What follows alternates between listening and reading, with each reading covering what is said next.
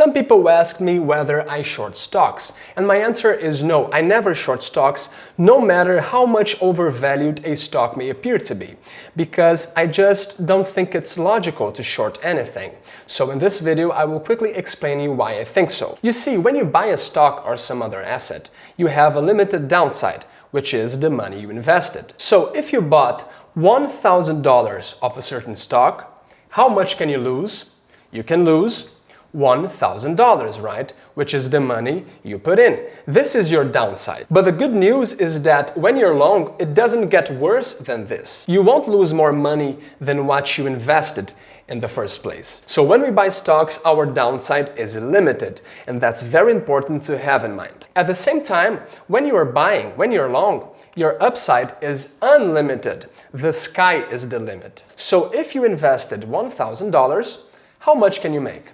You can make $2,000. You can make $5,000, $10,000. As I said, there is no limit to your possible financial return. Now, this makes sense for me to risk $1 to gain 2 or 5 or 10. That's logical, and you can actually make money this way, even if you lose sometimes, because your gains will eventually compensate for your losses. On the other hand, when you are shorting stocks, when you are selling, the game is completely different, because this relation between risk and reward gets completely inverted. If you are shorting, if you are betting $1,000 that a certain stock will fall, and let's say that this stock indeed goes to zero, sure, you can make 100% of your money, which in this case would be $1,000. Now, I would be happy to make $1,000, but the problem here is that 100% is the maximum upside that you can expect. But to achieve 100% return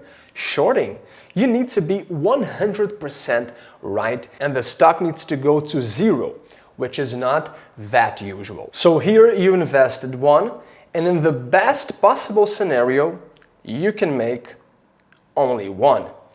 Now, this doesn't sound very exciting, right? But the real trap is the risk that you incur by shorting.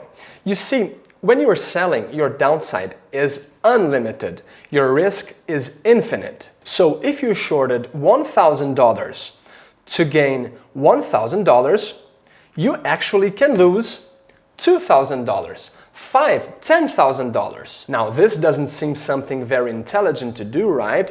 And that's why I don't do it, because it's not logical to assume such a bad risk-reward ratio. You should never assume positions that can generate you more losses than gains. There's no point in doing so. Sure, there are thousands of overvalued stocks out there, and a lot of them will in fact go down. But at the same time, you can find an equal number of undervalued stocks in the market. So why should I waste my time shorting Tesla, for example, for, let's say, a 40% possible return, while assuming unlimited risk, right? When I have in the market thousands of undervalued stocks that can generate me much higher returns with limited risk. I mean, I don't see any reason to do so. So that's why I prefer to only buy stocks. In my opinion, it's much more strategic, it's much more profitable, and less risky. Well, today's video was short, but that was the message. Well, that's it for today. See you next time.